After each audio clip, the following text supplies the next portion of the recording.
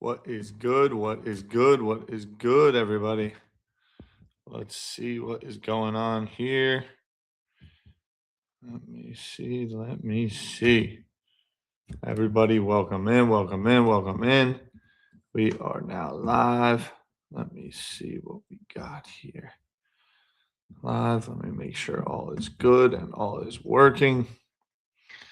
Sweet. To the two of you, Tekken, always on time, always dialed in. My favorite human in the world of Card Talk fandom because you're always on time, and it's funny. I've gotten to know my boy Tekken over the last couple of years, right? And there are few people as diligent or timely as my boy Tekken. And the funny thing is, if you don't know about Tekken Sports has built a real business. And the backbone of that business, I'd be remiss to think it was not absolute savagery, discipline, detail, action, and they say discipline sets you free. I think a lot of times the old adage or whatever it might be might beg to differ. I think a lot of people think, if I gotta, I got this schedule, I gotta be here, be there. And I'm one of those people that thought this way for a long time. I don't want to be so disciplined. I gotta be free flowing. There's all these Twitter threads about, what do you think? Oh, don't have meetings or this or that. I know one thing. Show up on time, do what you say you're gonna do.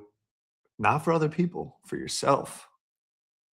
Close that loop, close that loop, close that loop. That allows you the freedom to do all the other things. And it's not lost on me that 5 weeks in a row now, Tekken Sports has shown up. Even before me, actually. The funny thing about all this is he showed up here before I did because I was a minute and a half, 2 minutes late because I got a new camera. The reason being is because, for lack of better excuses, work is bananas right now. V-Friends is going insanity, absolute madness. I can't buy a free minute. And so I showed up a little late. My plugins are wrong. I don't know. I had some technical difficulties, but we're here. Kamikaze's in the building. Long story short, Tekken Sports. To know him is to really understand a lot of things. My man came from the dirt, built a massive, massive, massive business around reselling, one of the largest reselling communities in the world, off the back of eBay listings showing up. Estate sale says it's starting at 7 a.m. Be there at 6:58. Why? Because you might get the best piece that resales for the most. And if you show up 3, the largest. Did I say biggest? The largest. So that's what that is. I'm excited about tonight's show. Tonight's show is an epic one. There's a lot of things that we're working on. First and foremost, I got to say I'm proud. It's 5 weeks in a row. We're on episode 5, if you will. We're getting the process down of clips, of podcasts going live, of first thing the next morning. Boom. So tomorrow morning, right now it is Tuesday, 7:07 p.m. East Coast, New York City, Tribeca here at the studio that I have with my amazing fiance. Tomorrow morning around 6 a.m. Eastern, we will have this posted as a podcast, video podcast on YouTube, on Spotify, on Apple. If you listen to podcasts somewhere else, maybe rethink that decision, but also let me know. Then tonight we've got guests. Today we've got 4 guests, actually, because what I realized, and now I'm like, oh, maybe 7:15 was better because it's 7:08, but I started a couple minutes late. What I realized is I need 10 minutes up front and then guests. So that's going to be happening.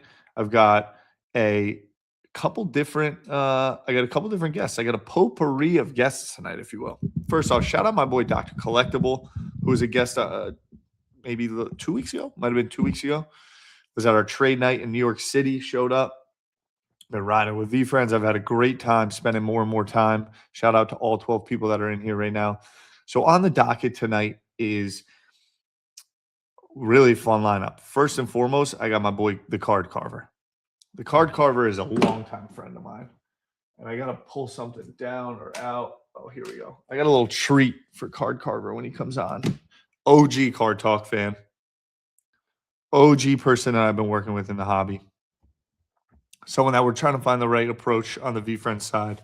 But I've said this a couple times. With the explosion of what's happening, with my learnings of how I would say phase one, late 2018 to like 2022, 2023, deploying my learnings, I believe what Card Carver and those that are in the same realm, I believe we're very close to the whole thing exploding. And what I mean by that is custom card art, right? Whether it's what's happening with all these different, I haven't had on yet, but I'm very excited to have Saturday morning cards on here eventually. I'll tell you 1 second, Luke Love Disney.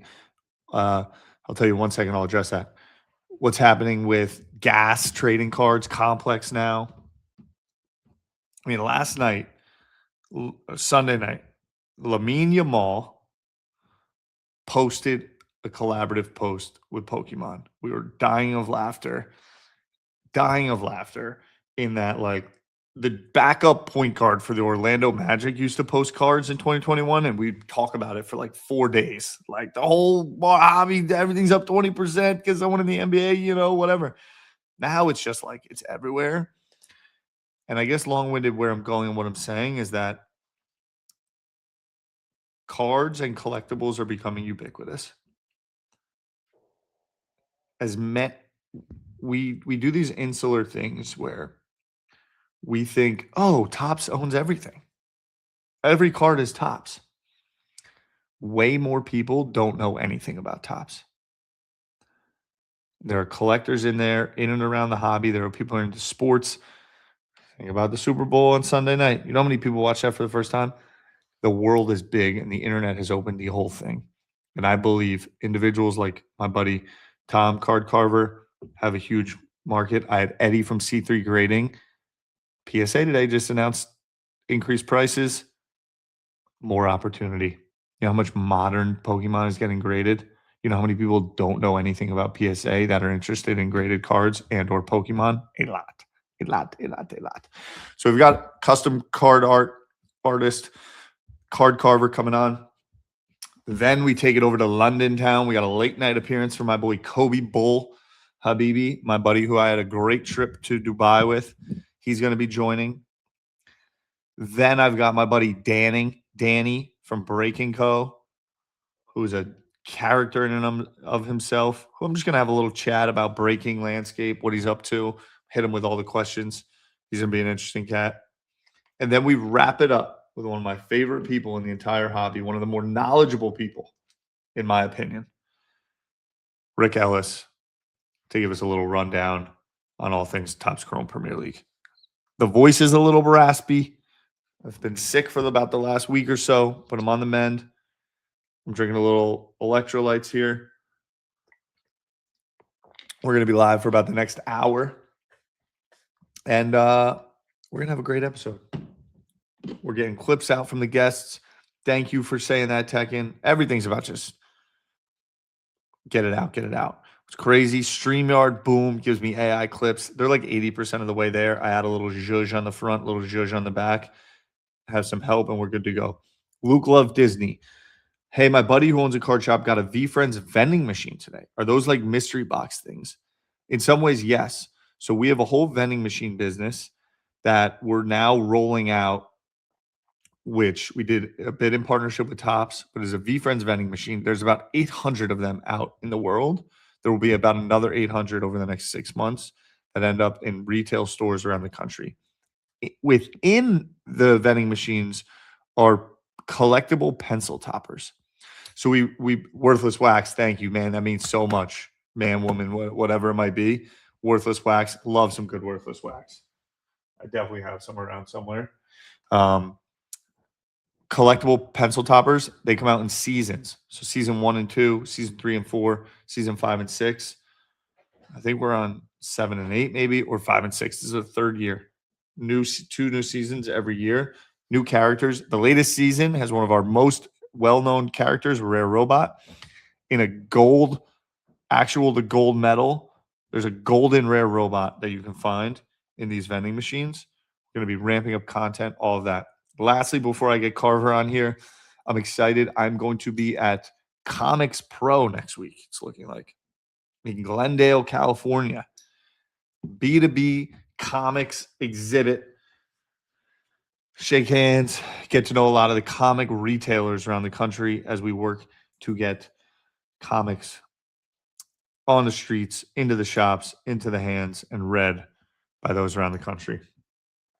So without further ado, I'm getting ready to have Maine's finest on the stream. One of my favorite individuals. I've always said the hobby is all about relationships. The hobby is all about friends. Tom and I have known each other quite some time now. Whenever I think about the national, I think about Tom. He's always hustling. He's always making things happen. I agree, Luke. We need Lou on. It's like a once a month thing. I get Ryan and Lou. But with that, I'm going to show you a piece that Tom did where anyone was asking about Card Talk being back. As a gift I received, something I hold very near and dear and precious to my heart. One of the more talented artists that I know, and again, I say this a lot, but someone that is before their time right now, in my opinion, and what is to come in the custom card art market. Tom, the Card Carver, welcome to the stage. Welcome to Card Talk Live. Hey, how are you, man? How do I come in after that introduction? Are you kidding me? Oh, good. How you doing, Uh, brother? How are things? I'm awesome, man. Things are great. How about you? Nice. All is good. All is good. I'm pumped to finally be able to do this and have you on. Whereabouts are you today? I'm actually at home. I thought about recording at my studio, but I also have this behind me, which, I Sick. know we're gonna talk a little more about collecting and stuff, not necessarily just the art. Yep. Um, and the collecting is a big part of me as well, and I don't know if a whole lot of people really realize that or not. So Yeah. happy to be on and talk with you today. Well, we're happy to have you. I gotta kick it off by flashing what I would consider one of the grails in my collection, which is an original piece that you've done that is still sealed, which is this Card Talk logo. The three of us. Do you remember this? Yeah, absolutely. Absolutely. I think that I made three, one for each of you, and then there's one other That's that I amazing. have. You have nice, nice. I Yeah. love Yep. it. Yep. Tom, talk to me about your journey with collecting. I guess I'm always fascinated by arriving to the place and arriving to the point. And what I imagine is there's a world of collecting, sports, fandom that you may have had. Then there's artistry, and slowly and surely over time, those things may have blended. Yes. Which came first, and what was that journey like? I was always a collector. Yep. My mom and my grandmother were collectors, and this is kind of a common theme amongst a lot of collectors, is that it's kind of like inherited, Hmm. you know. Yeah, big I would time. Same with me. Yeah, my mom and my grandma would bring me out to antique stores on the weekends because my grandma collected antique cut glass, like vases and bowls that were cut by hand and stuff. Yep. So I always kind of had the bug. My mom collected presidential pins and coins, so I started collecting coins and baseball cards. What you see behind me is my great uncle's original 1957 game worn road flannel from the Red Sox. So really Sick. yeah, the first introduction that I had to cards was a little different than a lot of people in that my great uncle played Major League Baseball, and those were the first cards that I remember having. Sick. What was his name? Billy Klaus. Billy So Clock. Red Sox he player? from 55 to 58. And then Sick.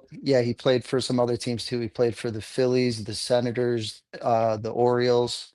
He had a really long career. And what's the story of that jersey behind it? Um, I've been posting in groups for years now in Facebook, forums, ran anywhere online where they talk about baseball and game used items, saying I'm looking for one of his bats. Mhm. Had a guy message me on Facebook and he's like, "Hey, I don't have a bat, but I have your great uncle's 57 Red Sox jersey." And I've never bought or owned anything like it, so it took me like a month of going back and forth, doing a lot of research and, really learning about game used jerseys and what to look for because this was the biggest piece that I ever bought at the Mhm. time, and here it is. That's unbelievable. Yeah, so he actually came into it because his uncle owned an estate sale company, and some estate in Pennsylvania, they came into the Jersey. He had it, didn't intend to sell it, but he saw me and my story and said, I know you're gonna enjoy this more than I ever will. That's amazing. So, collector of all different types, you were around it. Grandma, ma, you going to the state sales, you going to the antique shows. That's tchotchkes. I love the word little things. Yeah, Whenever the holidays are going on, like we at my house, my mom pulls out things. You're like, where did you get this little thing that's like on the bathroom shelf? And so I just always was just like collecting random things. I think about it like everything, like me pens too. and keychains and like just Stickers. all of them. Yeah, the stickers, a big sticker Yeah. collection. I I have had a sticker of books when I was a envelopes. kid. Yep. So, what about the art side? I was always a creative kid.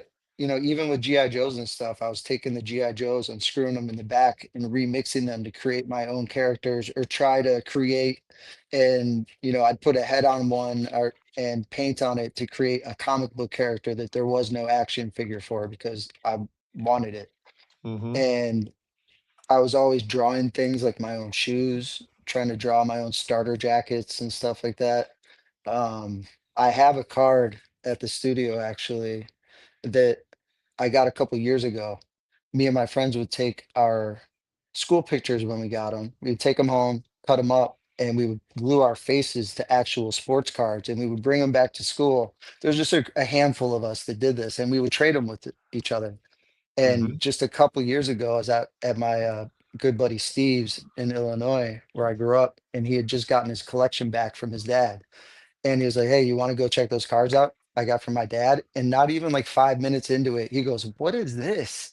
And it was the card that I glued my face onto some random Hornets player where like the size of my head like matched with the photo on the back of the card. Yep. So I actually have that to this day. It was a 1992 Upper Deck basketball card. That's like the first time that I have documented of me doing custom card art. Yeah. And so when did you click on the card carver and I'm really gonna go down this path and lane? Um, it was during COVID, really.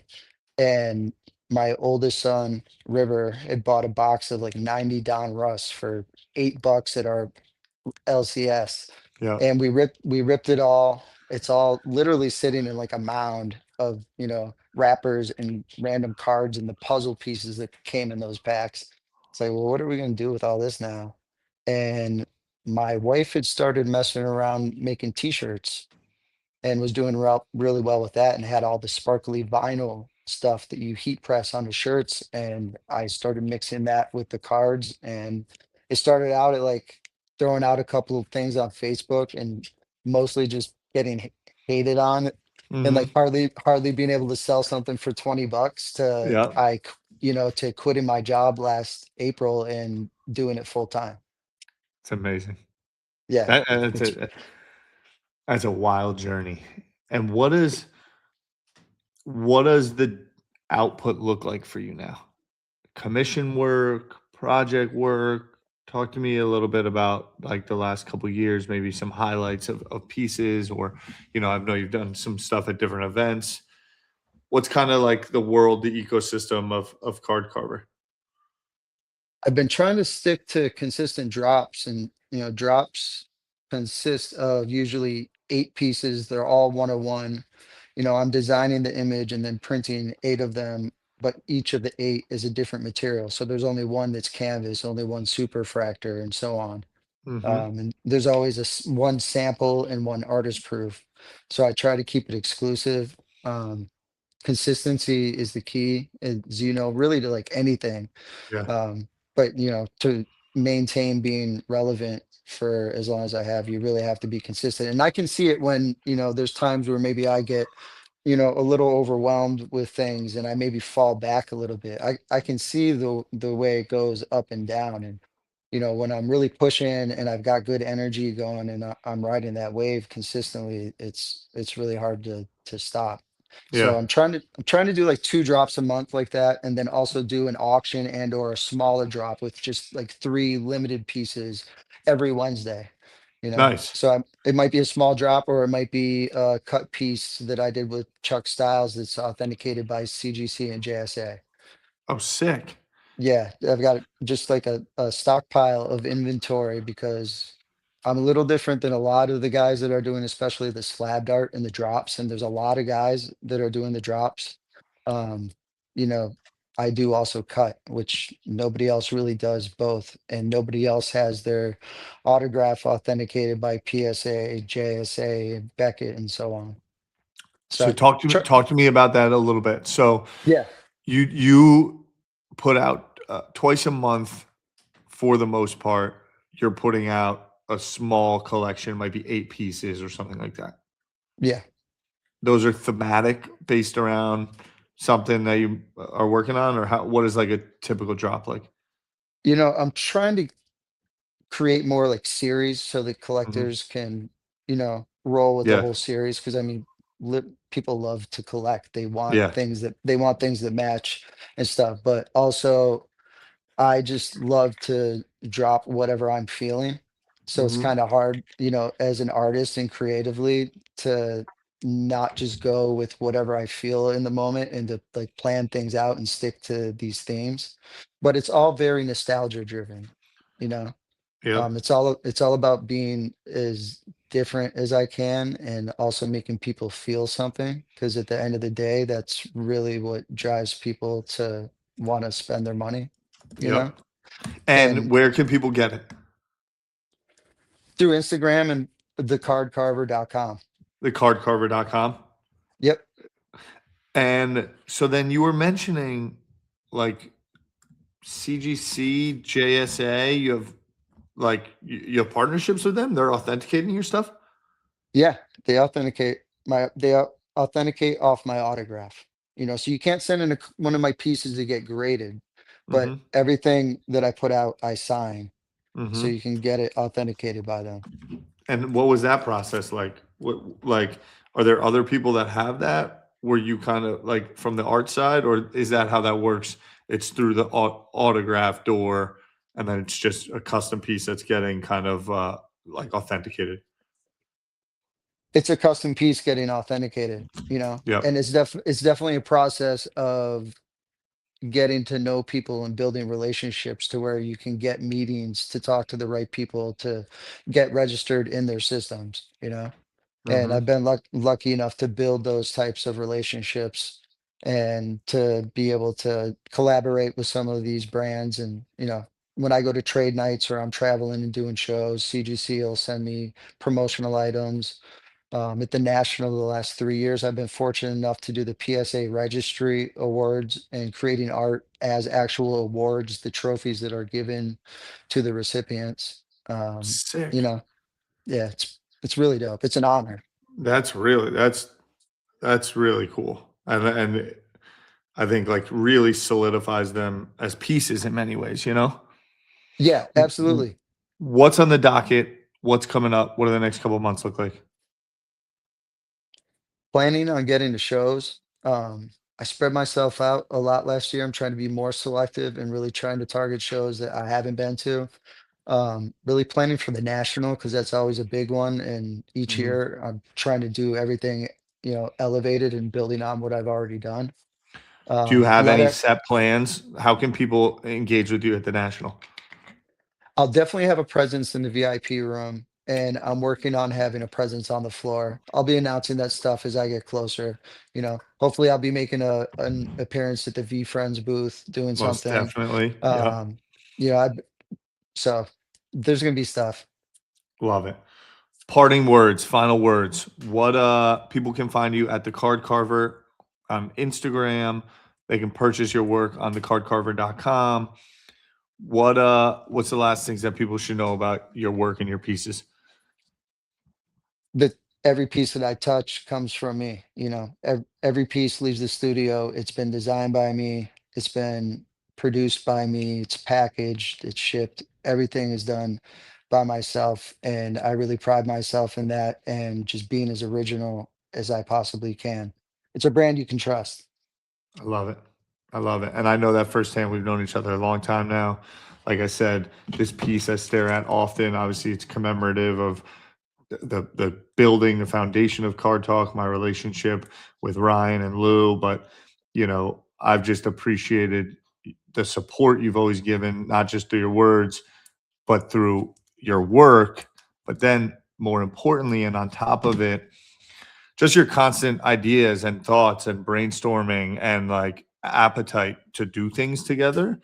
And while we haven't taken that step of bringing something, whether it's to the masses or an official scale, it's just a matter of time. And I'm pumped. And I just want you to know I appreciate our relationship and you so much. And like I was saying before you came on, I just believe that all of these smaller is not the right word. What is niche is now massive. And I think that there's an absolute lane that is going to burst open in these custom pieces. And I see you as absolutely on the forefront. So I'm just excited to continue watching the journey and being a part of it. I appreciate you, man. Yeah, there's a lot of stuff coming, working with sneaker companies for sneaker drops, clothing companies. It's not just about cards. There's so much more to it, as you know, within your own world, which is part of Yep. the reason that we click like we do, because there's a lot going on and so much to conquer. Love it. I love that you still have that piece. I'd wondered recently if you guys still had them, and that's awesome you have it. I wanted I do. Oh It's gonna be yeah. Give me. Oh, hard the to see. fresco tray. This is from the best party that I've been to around the National. That party in Atlantic City with Fresco, the whole vibe outside, the food. DJ Ski did his thing Yep. with appearing in the cards. So that's one of the things that's special about cards and pieces is that they can stamp a moment and like bring you back, almost like a DeLorean. You know. 100%. I couldn't agree more. I'm so happy you just shared that. That's an event that I think is overlooked in many ways, and I've shared it on here. When you're like in the midst of something, you don't really know what's going on until you are able to look back and reflect. And I think that event is definitely something like when I try to go back to that day and what that moment was, I didn't, when it was happening, I don't think I was understanding, obviously what eBay is, how big they are, Card Talk Live, that moment. Buster was there, Fresco Trey performed. There was so many fun things, so many people on stage, different interviews, different moments, and that was just a blast. And for you to show that brings back some great memories, man. Yeah, that was huge. That was my first national, and I was at a point where I could feel myself kind of getting ahead from the pack of other card artists, and I was like, I really have to do something different. And me and my oldest son went down to Atlantic City, and it really is kind of where I catapulted from. I love it. Well, more to come, bro. I'm excited Yes, to do sir. some more partnerships. I appreciate you joining. And if nothing else, I'm coming to Maine. We go on a nice hike together. Yes, sir. This summer will be great. I love it. Appreciate you. Appreciate you, Thank you, brother. Good Tyler. seeing you, man. Always. Peace. Late. All right, gang. For all you that are in here hanging out, 7:32 East Coast. Not for this gentleman that's about to join because it's a little past midnight. And it's not past midnight for his footy squad yet. But I'm getting a little bit nervous about what might happen. Don't forget to check out my boy, Tom the Card Carver, one of the best people that I know, incredibly talented artist. Again, just like what was further reaffirmed to me today, Pegasus Collectibles is in the building. What was further reaffirmed about the grading, the growth of not only sports cards, but non-sport cards and fictional cards. It's a perfect segue to my next guest, one of my newer friends, but what feels like a lifetime of friendship. I guess that's what happens when you end up at a bar in Dubai at 2:30 in the morning together. My good friend, Coby Bull of Edition One, who is on the front lines of the growth and all that is happening in one of my favorite cities in the world, London. Coby, welcome to Card Talk. Welcome to being on the stage. Can I hear you? You might be on mute.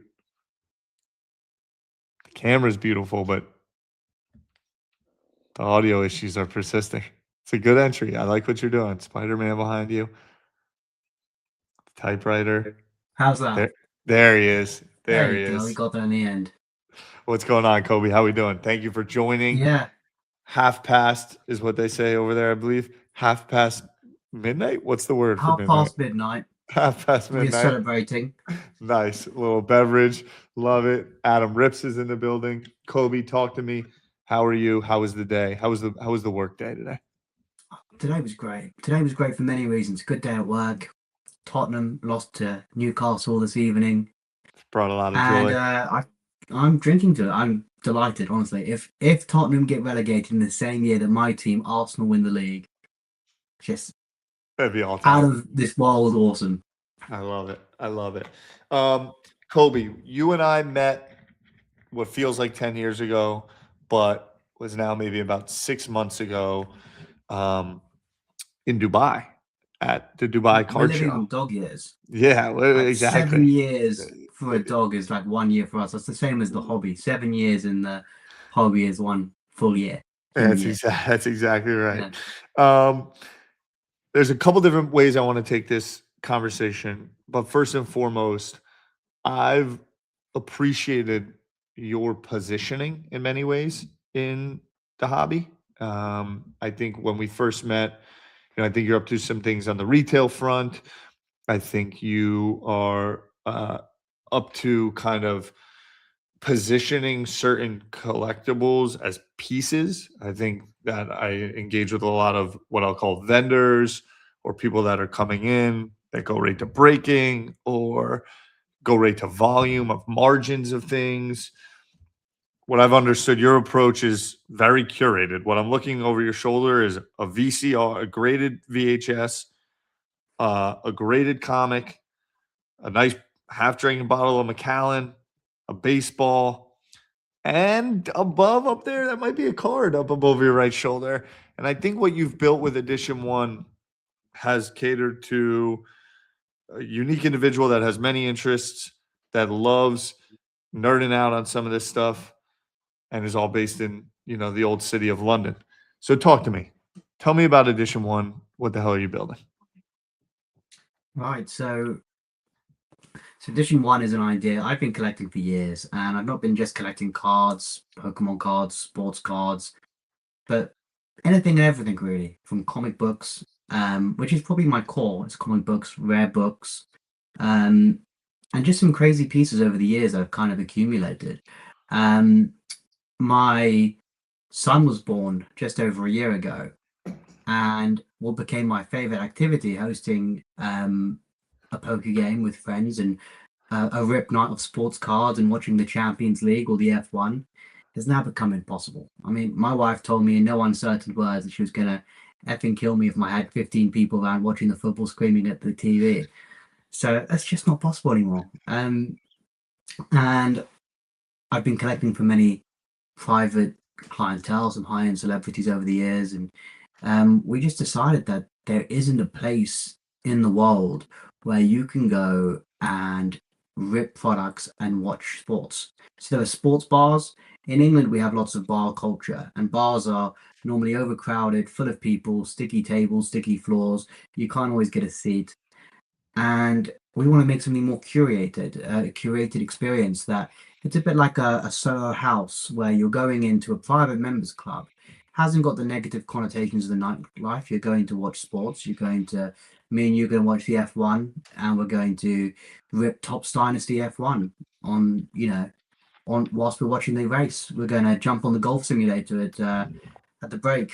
We're going to play some FIFA on a cinema screen.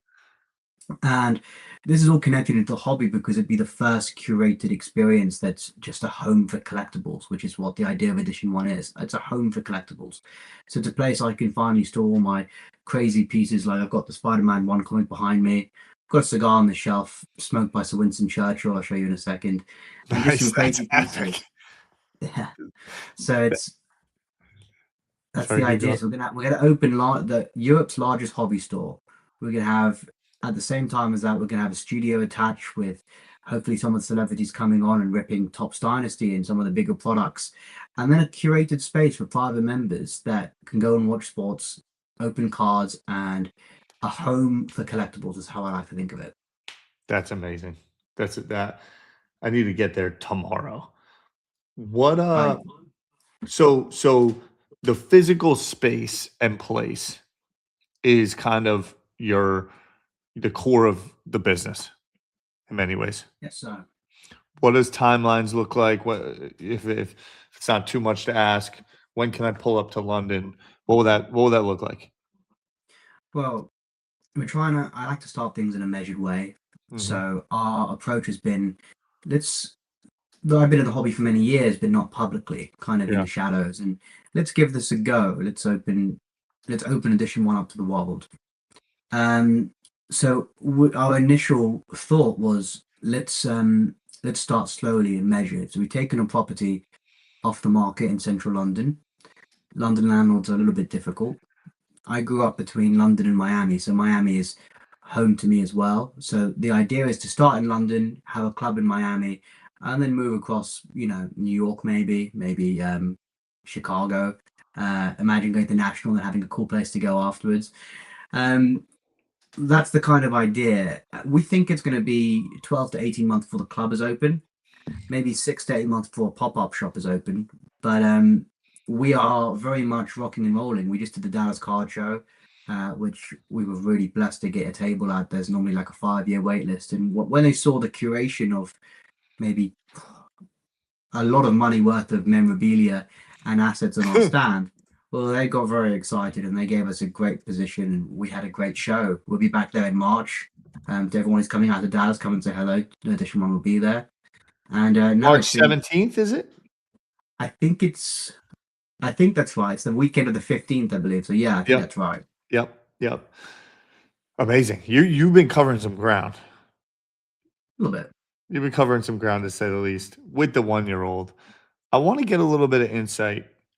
I'm in love with London for many reasons. I'm obsessed with the Premier League. I love the culture. I'm a big fan of the Tube. I do love the pubs. I like the East Ends and I like the West Ends as well. I like seeing a Broadway show from time to time. But it feels like cards are really picking up in some ways there. Obviously, we've seen the Topps open their flagship store. My boy Tosin holding it down. Now Topps Chrome Premier League hit the market, the paper product earlier. Are you feeling it? Are you seeing it? Can you discern in words what has been happening over there? It's been a crazy shift where sports cards was maybe the reality of me being with my family in Miami at our place there. That was, you go to a sports card shop and you pick up some cards. That was quite a normal thing. It wasn't as popular as the height it is now, but it was always a thing. I mean, I remember as a kid going to Swap Shop Market in Florida, and I'll tell you something crazy. I picked up a Michael Jordan rookie card as a 9-year-old there. I think I had 2 of them. Found them in my loft about 2 years ago. Had them graded. They came back quite nicely graded. One's in my son's Zion. I'm building him his own Zion, and there he is. You can see chewing on a Michael Jordan rookie. That's amazing. Someone just Yeah. said swap shop, my local flea market. Let's go. Yeah. It's Swap Shop was a place to go. I got some great cards there, and like, so that was a thing there. But London has always been 50 years behind the hobby. You know, if you come here to Antiquated, no one knows what you're talking about. If I say to them, "Yeah, this card is worth, upwards of $1,000," they look at you like you're on drugs. Yeah. It's an alien concept. It's a fugazi to them. They can't comprehend it. That's quickly changing. Fanatics have made a big investment here. We are hoping to bring some new life to the hobby in the UK. And out of nowhere, we have a lot of, celebrity clients, a lot of Premier League football players, and they want to come on stream and they want to open Topps Chrome Premier League. And I've got players messaging me, I can't say names, but they're putting bounties on their own cards. I don't Yeah. even know what they're worth. And I don't know what's worth. Tell me what I'll pay, I don't mind. Yeah. And it's become a thing, and you just like, you get a call or a WhatsApp from some random message, you're looking at the photo going, that's not who I think it is. And it's like, hey man, I want to buy my gold to 50 card. Can you source it? Yeah, we got 2 in the Zion, you can have one. So Yeah. it's been great. It's growing like crazy. We have London Card Show this coming weekend. Card Nice. shows here are, becoming bigger and bigger. We're getting Yeah. a lot of Shout out to US Harry. He's done a really nice job with that show. Harry's a great dude. He's a great dude, and he's working hard. And he's got the XL show coming up in April, which you're going to be there, Ty. It's I'll going to be be there the for biggest that. show in Europe. I'll be You there know, for and- that. I can't wait. Yeah, we're seeing the Speaking expansion. of me coming over to London, Mm. you and I are going to put together a little event on the 9th of March. We are indeed. Can we talk Which- about that? We can talk about that. So for Coby, we have 2 partners in the UK that we are working with for this upcoming Spectacular Series Super Sticker launch. Niam, who we've worked with for a long time, I've been a long time buddy at Sports Card Direct, and Coby at Edition 1 are going to be carrying our Spectacular Series Super Sticker hobby product exclusively in the UK and EU, frankly. Like, other than, I don't even know, Trace and Chase, if they ship some to Greece, but I think you guys are the only ones in the EU. And on Monday, March 9th, we're going to do a little launch party. We're going to have a little bit of McAllen there. We're going to have some stickers that we're ripping. We're going to have some cold ones, maybe some, was it Camden Lager, or what's the Camden Ale, Camden some Lager. We can Camden sort that Ale, out. some Camden Lager, and we're gonna get all the London heads. We're gonna have some Prem players there. We're gonna have some business people there. We're gonna have some people ripping stickers for the first time. What's the equivalent of a pizza? That's what I was trying to figure out. What's London's pizza? Fish and chips. Fish and And chips. no one wants a fish and chips on a night out. That's what I'm saying. What's do you Yeah. guys do pizza? We'll, Like, is it we'll, like we'll do a pizza. We'll have to do a pizza. We'll have to. You're bringing the American to London, so you got to bring the pizza. perfect pizza It and feels beers right. and super stickers? Monday, March Yeah, 9th. I'm very excited about it. Look, I appreciate you joining late. I think are those records up there behind you? You want to see some crazy stuff? Yeah, please give me a little show and tell before I kick you out of here. Oh, so this is there is 2 copies of this in the world. It's the first of the line sealed Superman VHS. Now, Christopher Reeve's family estate owns 1 copy, and I own the other one. It's That's amazing. crazy artifact. So VHS has always been a little bit of your thing, right? Everything collectible, because this is what I'm going to show you now is going to blow Car Talk's mind. This is I love it. insane. What do we got? So we managed to get this from the Mario Puzo estate. Now, Mario Puzo wrote a little book called The Godfather. This Now, is when he true. wrote The Godfather, he printed a couple of copies for him to review and on a Xerox printing book, and he made handwritten annotations in them. And this is one of them. This is the very first copy of The Godfather ever Wow. printed, and you've got his handwritten page numbers in here. That's And this unbelievable. This is it. This is the holy grail. All-time book, by the way. I've read it in the last 18 awesome. months. Oh, mate, I'm glad that you said that. It's one of my favorites. Fantastic book. A legend. We got Fantastic book.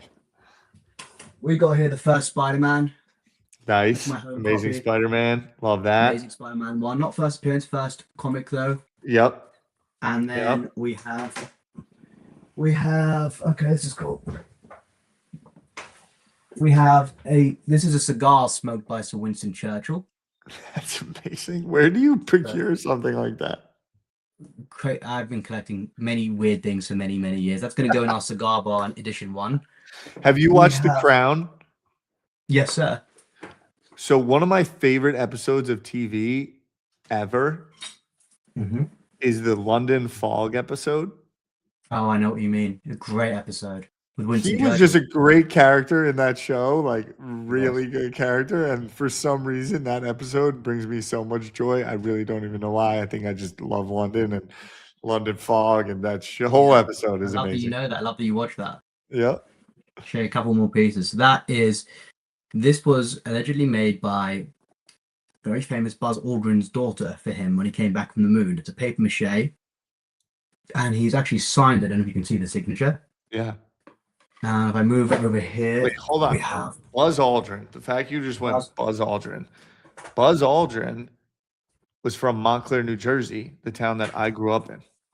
Oh, really? My middle school got renamed in the last 15 years to Buzz Aldrin Middle School because that's where he went. And absolute hero. And his house that he grew up in the town that I grew up in, has a nice fat moon rock on the front of it with a plaque. So I wasn't expecting you to go Buzz Aldrin and bridge the gap between London and Montclair, New Jersey, but I'm pretty happy about it. Crazy. It's some crazy pieces. And I got Darth Vader, James R. Jones signed. Sick. Mask behind me. This was used by Barack Obama in the White House. He signed it when I think he had LeBron and maybe someone else there. I remember that. He does have a decent little jump shot. Yeah, and then I'll show you one last thing. It's my favorite. Yes. My favorite baseball card. No one collects baseball cards in the UK. I'm one of the only ones. But the Billy Ripken era card is iconic. And it's one of my favorite cards. I love it. I love it. That's good stuff. Coby, I just hope you know how much I appreciate you. It's now 50 past or 10 to 1 in your world. I know you're a late night grinder. I'm very excited. The first international appearance from anyone on Card Talk Live.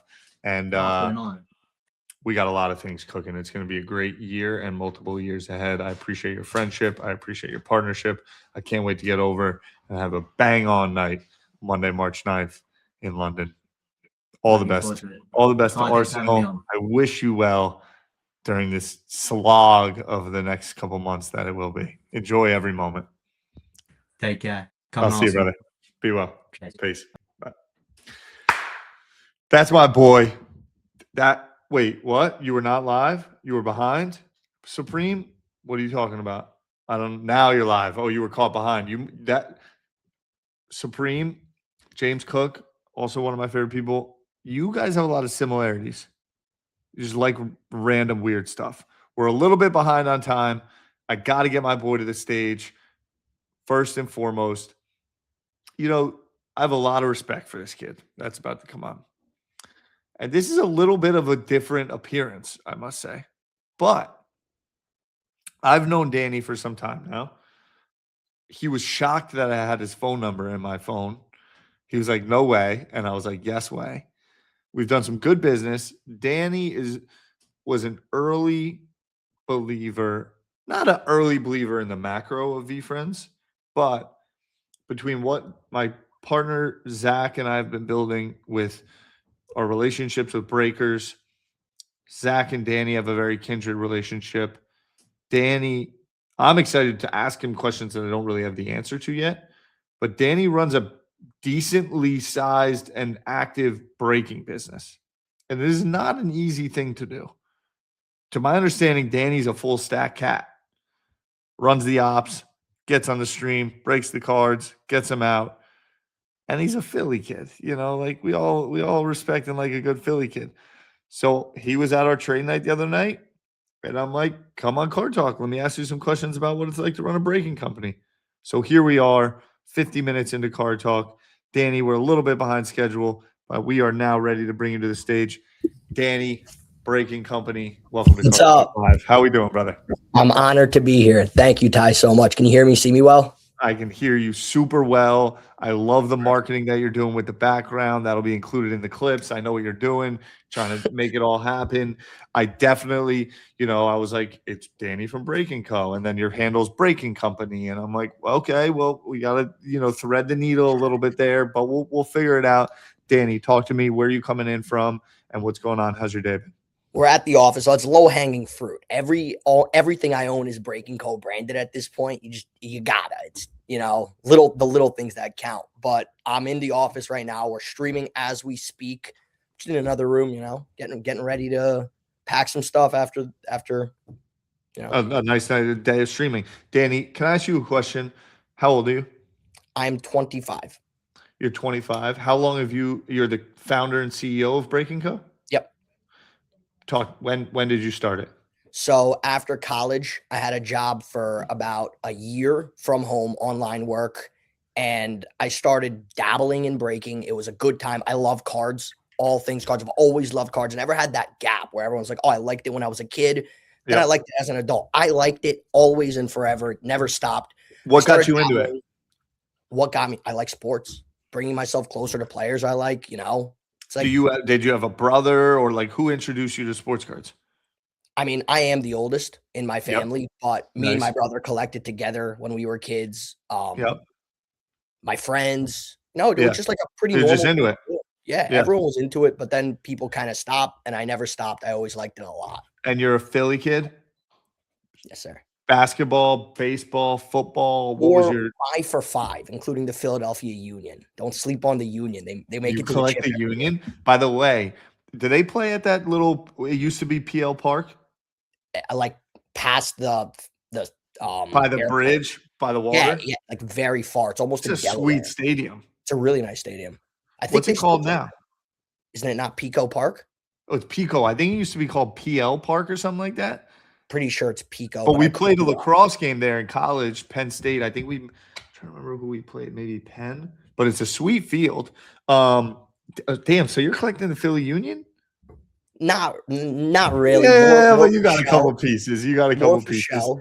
Just to say. All right, so you've been around the game. What were you into early? What was the thing that was wetting your beak? Like fun. It's kind of funny. I remember me and my brother had a deal where any box we rip, he gets the autographs, I get the patch cards for like sports. Thinking back, I should have definitely not made that deal with my brother. But it was anything we can get our hands on. Anything, if our parents got us a gift, and every birthday, I remember from maybe age 6 to maybe age 15, every single time it was sports cards. And then I stopped getting birthday gifts and I had to buy my own for my birthday. But the sentiment stands. Were you flipping? Were you collecting? Like, what was your approach? Honestly, it was so like light, but I loved it so much. I think I only found out hobby boxes existed after I turned like 13. It was just, I go to Target, I get one of each SKU. It wasn't hard to find because, there wasn't. They were sitting there. Yep. They were sitting there. I got one of each one, ripped them, had a great time, hit like a couple numbered cards. Yep. Just like the best. I just loved it. You and your bro. So you're sitting at home, you're 22, 21, 3-4 years ago, COVID. You're working an online job. You hate it? I mean, it definitely wasn't, it's not my future to be sitting, in bed and working. Like, that's not it. Now, when you give me the exact moment you were like, I'm gonna do breaking. Yes, I mean, I've been watching breaking since when did Whatnot get created? Like 2020.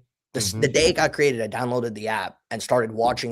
Then I don't know, maybe 3 months in, I said, you know what? Like, I can invest in a hobby box. I could, a cheap one, obviously, hop on stream. Obviously, as everyone can probably imagine, did not go well, but perseverance, keep grinding at it every day, consistency. Just eventually it got really sizable where I could do it every day. And I was working on breaking, like, obviously, if I'm selling 100 items, I got to pack 100 items. It takes an hour, 2 hours. So my job started to realize that I maybe didn't take it as seriously. And it was more of like a mutual, like, Dan, like, like, you're too ambitious for us. Go do your thing. I said, thank you guys. And was that day a seminal, like, do you remember that day as mattering? No, the day we popped off, I remember as mattering because every day it was like stagnant. There was so many days where I was like, I just got to stop doing this and focus, on real work. This isn't serious. It's not sustainable. And then one day it just clicked. The algo just picked up the channel and boom, we have 40 people in the room. All of a sudden, people are chatting. People want to know what's good.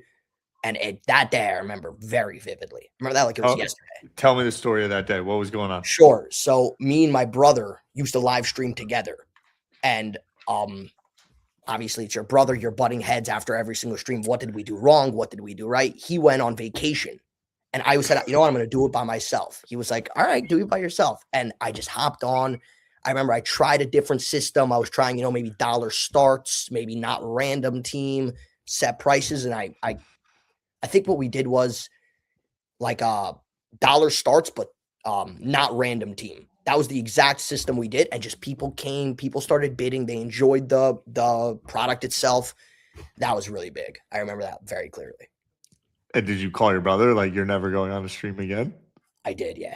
I didn't want to. I don't know how PG-13 we can get. I said a lot of very mean things. I was like, dude, you don't know anything. You don't know what you're missing. Hopped off right away. That's amazing. That's amazing. Right. So now, what does your operation look like? You're running a breaking company. You got some action.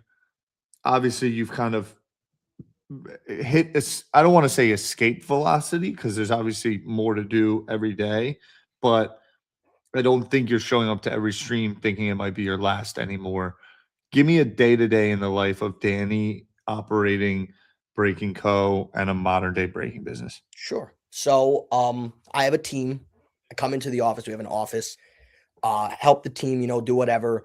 Mostly really 9 to 5 is just client calls all day. People would be surprised. I mean, a lot of this is, I literally tell anyone I'm trying to hire for breaking, it is 90% entertainment and 5% sales or 10% sales in that math. You're talking to real people. This isn't Amazon where you don't know who you're selling to. All these people have lives. They, this is their escape from, reality in a good way. So I'm on the phone with my guys all day. I'm on the phone with distribution.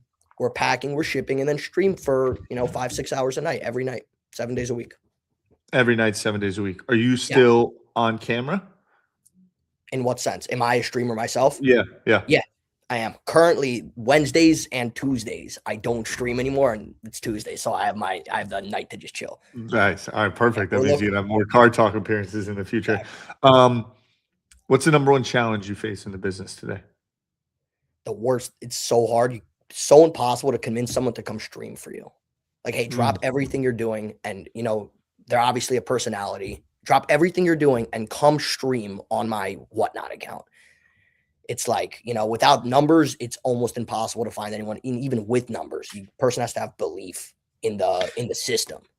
In what you're selling to them as why they should do it with you. Yeah, that's the hardest thing for sure. Hiring people to stream. Yeah. And do you believe talent on stream is a major differentiator based on what you just said? Yeah, 100%. Your sales just come, people, you could sell anything to anybody, but how entertaining you are is the most important thing on Whatnot. There's a million companies. Everyone is selling, like, for example, as we speak, we're selling Topps Chrome EPL, probably 20 other streams selling Topps Chrome EPL. What do? People have allocation. People have cheaper prices than you. People are starting it at $1. So you got to differentiate yourself with your personality. You got to kill it. Be, outgoing and there's probably so many adjectives you could use here. What is the product? This is not a trick question. I'm not walking you into anything. Friends. What do you think will be the biggest product release for your business this year? So I started off as exclusively basketball, and I have basically sworn off basketball in the last 3 months. It doesn't work at all. V-Friends, unironically, V-Friends Chrome, the new set, I have, as you know, a ton of cases coming. It's huge. There's not a million channels breaking it.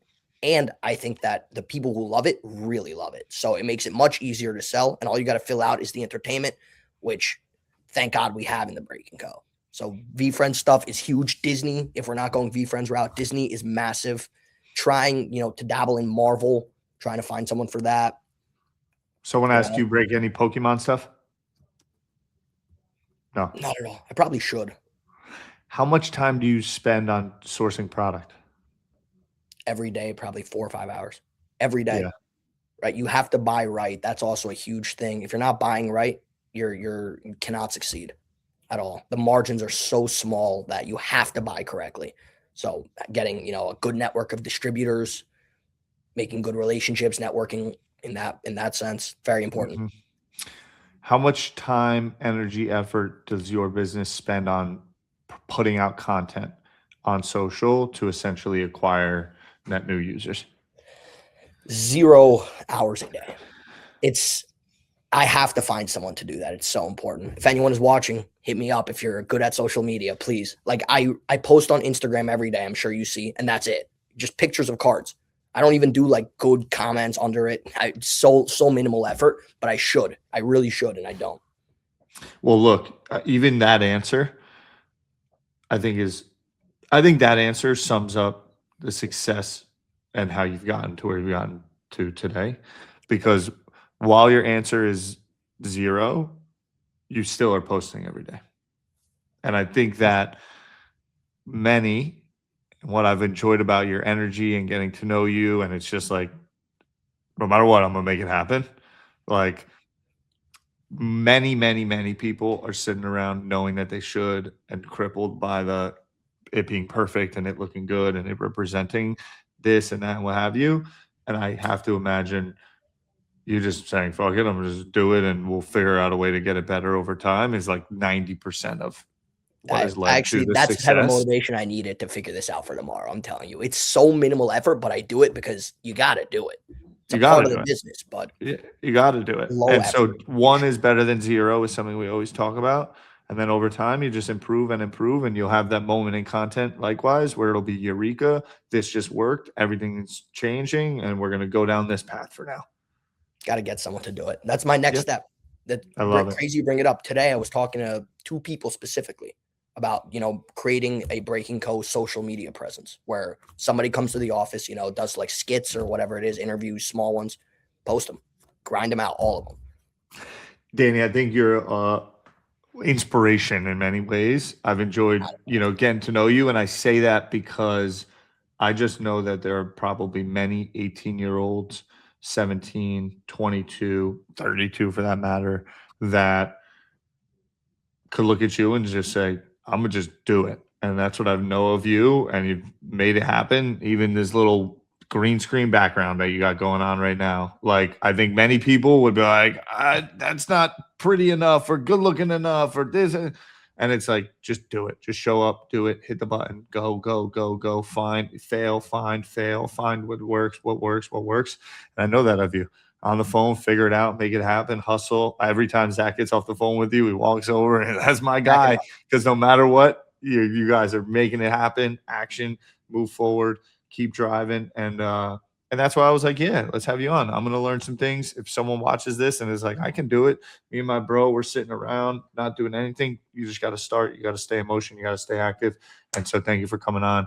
Thank you for being a part of Card Talk. Thank you for the support of V Friends. And we're going to be supporting you for a long period of time. Appreciate you, bro. Keep killing it. Very excited.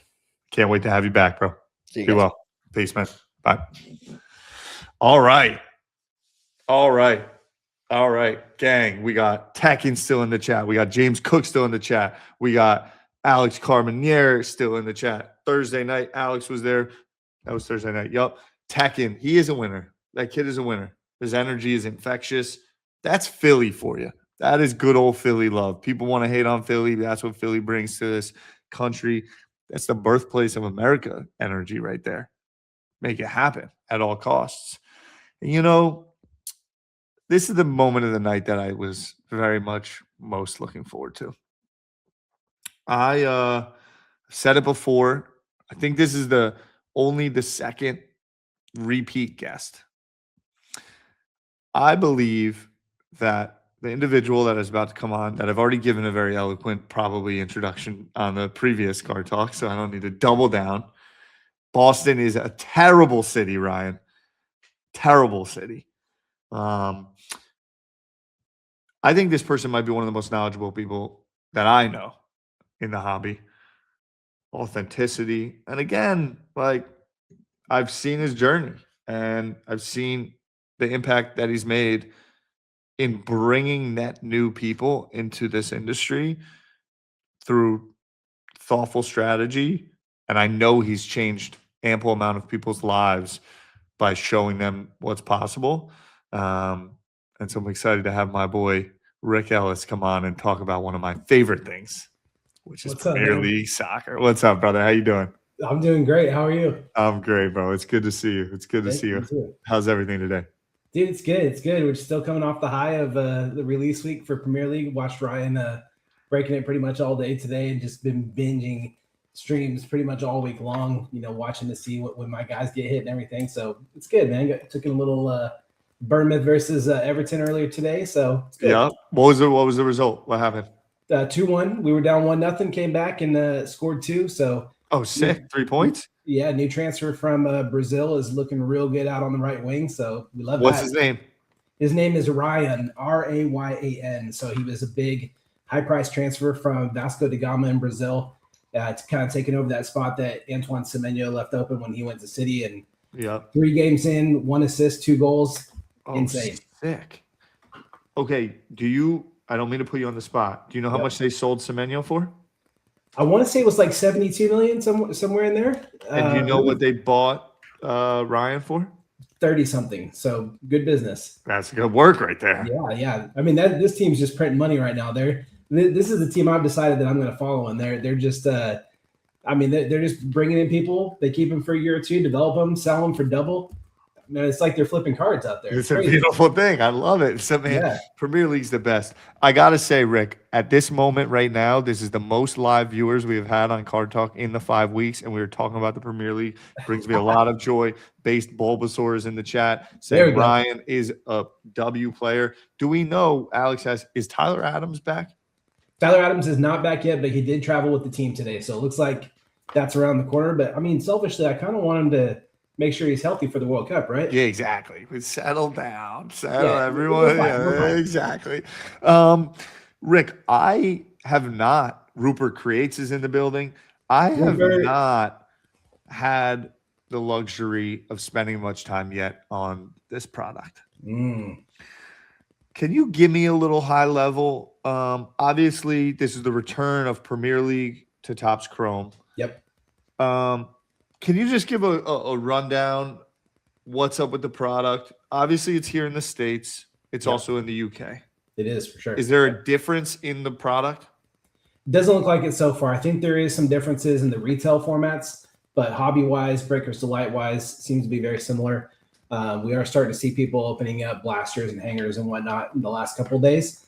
But I mean, I probably watched 60 or so cases of the different hobby and Breakers Delight formats, and it's good, man. Everybody's talking about the quality of the cards. A lot of times there's been a lot of complaints about Topps products and they come out and they're damaged or they're miscut or whatever. These ones are printed in that factory in Italy, it seems like, and they're really good quality. Especially with the Chrome card, it's tough to pull off. So it's awesome. It's packed with Premier League legends. The rookie class is extremely strong this year.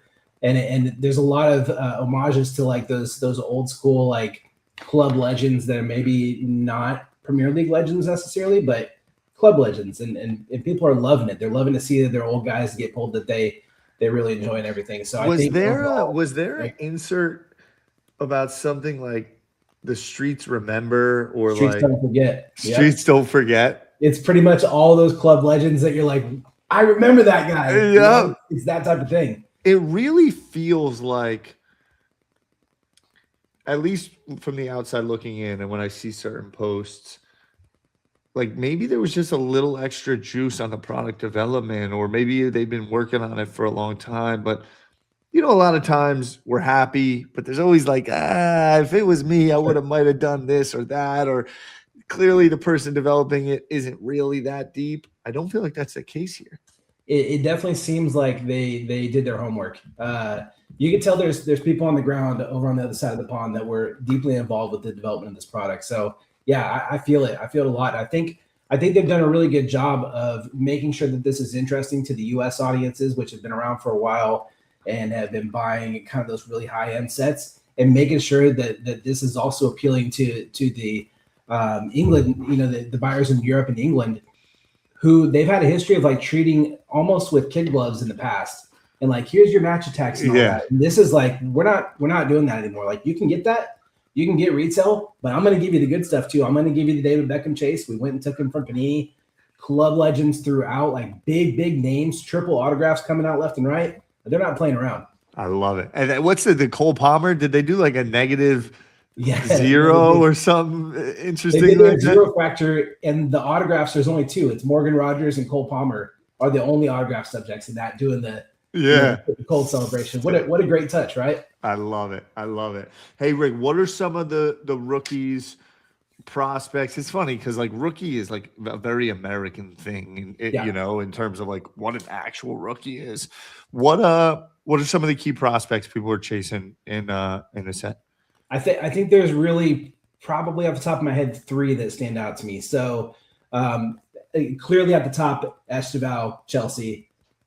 Would you say he's the key man in the set from that regard? Right now, yes. I think the only thing that's really keeping it close is the fact that he has previous cards in Panini sets and in Topps, other sets as well. But Esteval stuff is insane. Like, for example, I had a base card numbered to 50 that I hit out of a personal box, true gold.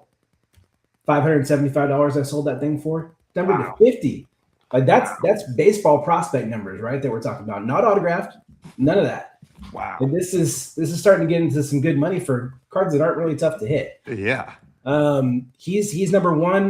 Rio Ngoma for Liverpool, big chase as well. He kind of, was the big chase in paper. And then Shea Lacey all of a sudden for Manchester United feels like there's some things starting to bubble there as well. So really exciting. I mean, every time that we drop these, we're kind of playing with the price to see where it's at. Those 3 are selling out right away. And then you kind of had the surprise edition of Max Dowman for Arsenal at the last minute, which, we had a little bit of issues with that. They're paper cards. Topps had to put out a big statement like, yes, they're paper, but we'll switch them out for chrome and all that stuff. But, man, we're seeing some ridiculous numbers. I'm hearing rumors of $50,000 bounties on these superfractors. Wow. These Arsenal collectors are crazy. Talk to me about that for a second. That has not hit my radar yet. So obviously Dowman is a huge prospect. It's like you always hear about, youngest player. People have lauded him. He's come on. So he's in the set officially? He is in the set officially. He only has a handful, from what I've heard, less than 100 base cards. And he's only in the hobby version as far as his base cards are concerned. So you have base. Yeah, number to 50, 25, all the way down to Superfractor. Yep. And then he has autographs as well. All the autographs are on Chrome stock as they should be. Yep. And those ones seem to be quite rare as well. But from what I've read, his single autograph or his single card, any variation of his card, is statistically harder to hit than any other card in the entire set. Wow. From what we're hearing. There's just so few of them out there. So, and you're saying the base cards are paper? The base, they put out a statement, Topps did on release day saying, hey, the base cards, we wanted to make sure we can get them into the set. This is the only way we can do it. Base cards are paper, but we've set up a trade-in program for you guys. You could trade them in 1-for-1, kind of like what you saw with the Cooper Flag X Factor issue last week. It's similar to that. So they did. But is it the only paper card? Is it the only paper card in the set? It is the only paper card in the set. Yeah, I think that was super not cool. I really feel like Topps' operations. I mean, look, you and I have known each other for a long time, and you paid attention to Card Talk. Oh yeah. Me, Ryan, and Lou sitting there, there's rumors that Fanatics might buy Topps. Oh man, it's all over. They're gonna pillage everyone. Blah blah blah blah blah. After all this time, like, that's an impressive thing to me, and willingness to do it, like showing that they really. Topps doesn't care. They know they do. They know how important that was. They're going to put a random paper thing in there and then have the infrastructure to do the swaps. That's no easy feat. That's real resources. And to me, that shows they understand the importance. Absolutely. And I think that's the differentiator too, knowing that later in the year you have Topps Chrome Champions League coming on. You have to make this release as strong as possible for your brand new premier property, right? Yeah. And Ryan talks about it all the time on his podcast and everything about how the debut patch is the single biggest innovation in cards in the last 15 years or whatever. If we can say many things about them. The one thing we can't say is that they're not trying to be innovative. That's not a criticism that's valid right now. Yep.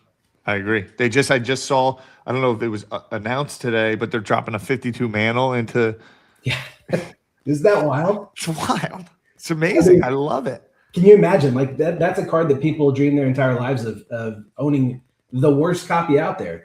And there's a chance you could be able to get a redemption for one in a pack. It's a series 1. It's wild. It's a beautiful thing. I think that there's a lot of fun going on right now. I think that there's a lot of good.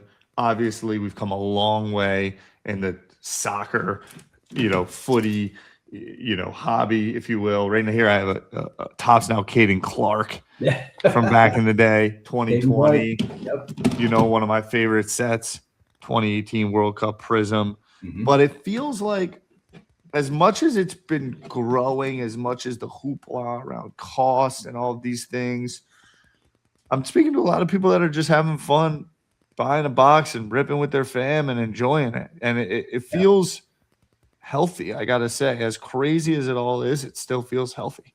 It does. It does. It's in a good spot. I think this is what we all hoped would happen, is it would eventually kind of start to grow, right? And nobody wants the huge spike because that's not sustainable. But seeing where every single month, I was looking at Card Ladder earlier, the soccer index, and the amount of sales on soccer grails over the last couple of months, you had these individual points for the last 2 years, and then all of a sudden, the last 6 months, it's bam, bam, bam. There's one being sold every single week. Yeah, it's just really cool to see that, because we want this to be sustainable. Everybody talks about the World Cup being the crest of it all. We want that to be the launching pad. We want this thing to take off and become bigger than baseball, bigger than soccer, or bigger than basketball. All of these things. This is what we want. It's funny. Sunday, Super Bowl, Bad Bunny conversation. Net new audience. Everything is about net new audience and growth, and someone made a comment and was like, they're going after the soccer audience. And I was like, man, that's what that is. That's what that is. It is the global language. It is the global sport. Footy is.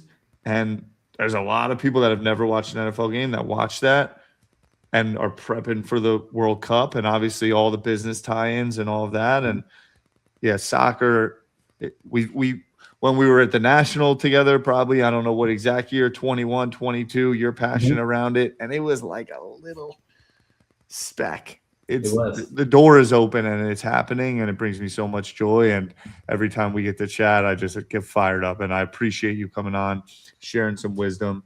Final question. What's the best hit in the product that you've seen so far?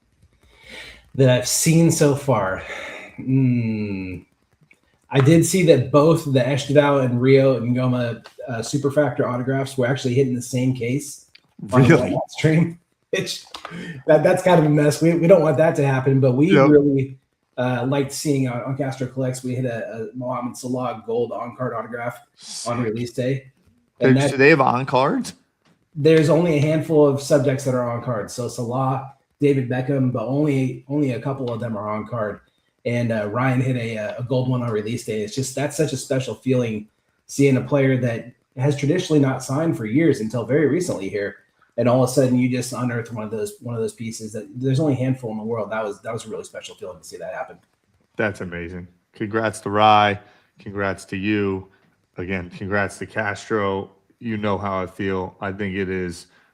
I believe you guys are on the forefront of modern day entertainment and what you've been building.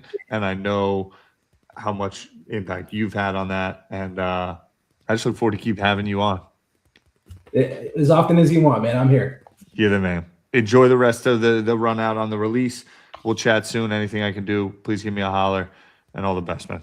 Sounds good. Appreciate it, Tyler. Thanks for joining, Rick. See you soon, man. See you. All right, gang. I appreciate you being here. We are about an hour and 20 minutes into Card Talk. Today is Tuesday, February 10th. A lot happening. NFL's over. I guess baseball fans say that it's now baseball season. To me, it's footy season.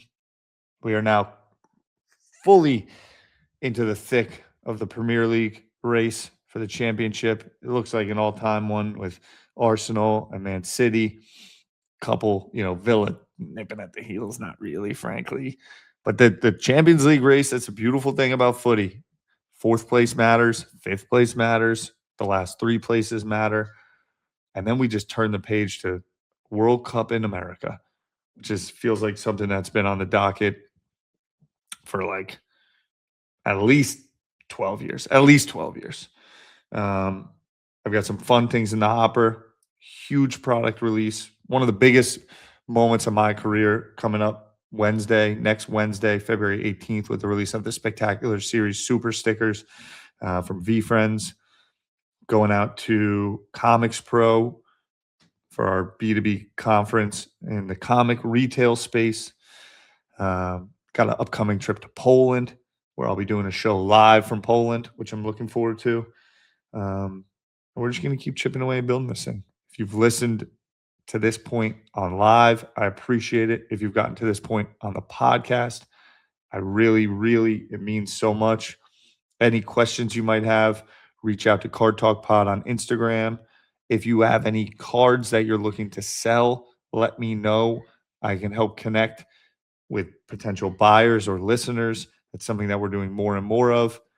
And if nothing else, keep enjoying your collecting, share your stuff, and have a blessed evening, day, week, month, year. Appreciate you being a part. All the best. Peace.